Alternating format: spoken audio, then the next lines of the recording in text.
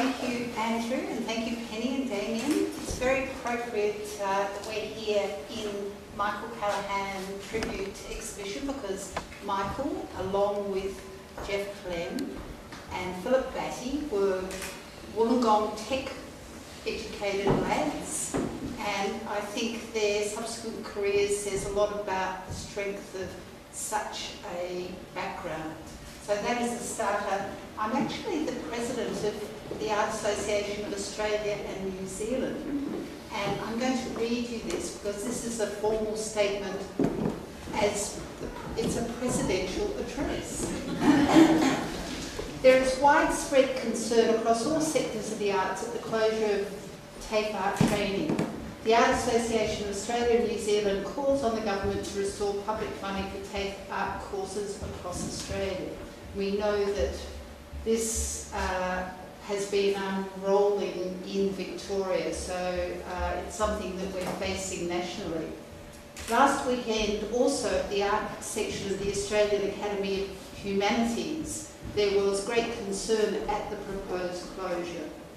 Both AANZ and the Academy are particularly concerned at how the closure will impact on disadvantaged communities such as low-income economic groups like Indigenous students. And think of how many of our current generation of Indigenous artists like Clinton Nairn, Euphemia Bostock and the late H.J. Wedge, who've come out of art TAFE courses, you know, like Eora down the road and so on. And there are many parallel cases across Australia. For instance, Indigenous communities in the Northern Territory will inevitably be impacted. And I think it's really important to remind government of how much of what we value in our culture has its roots in technical art training. And I just want to briefly run through two kind of stories across 2 centuries of TAFE of art careers that were formatively shaped by technical art education and who in turn went on to shape the cultural landscape of Sydney. And the first person is the French-Australian artist Lucien Henry, who in the 1880s convinced the New South Wales state that technical art education was a real benefit to the community and not, in his words, it wasn't just a pleasant pastime. In 1884, Henry became the first instructor in the Department of Art at Sydney Technical College, then based at the School of Arts in Pitt Street.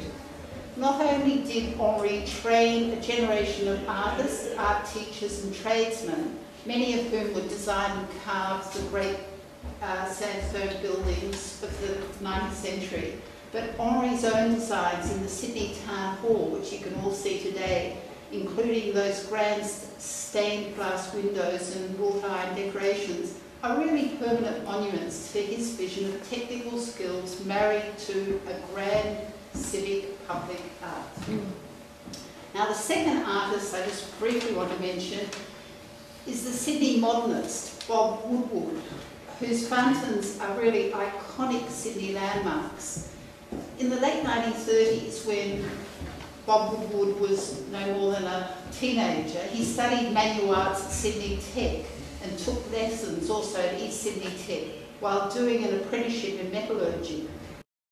Later, after the war, he would apply his trade skills to the technical requirements of fountain design.